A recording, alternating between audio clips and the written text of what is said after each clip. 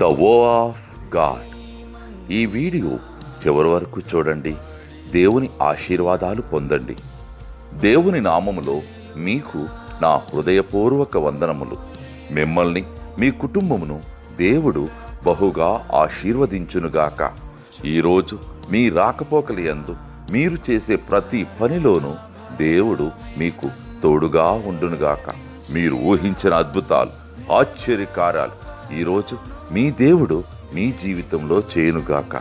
ఈరోజు నీ దేవుడు నీతో మాట్లాడే మాట, మీ దుఃఖము సంతోషమగునని మీతో నిశ్చయముగా చెప్పుచున్నాను.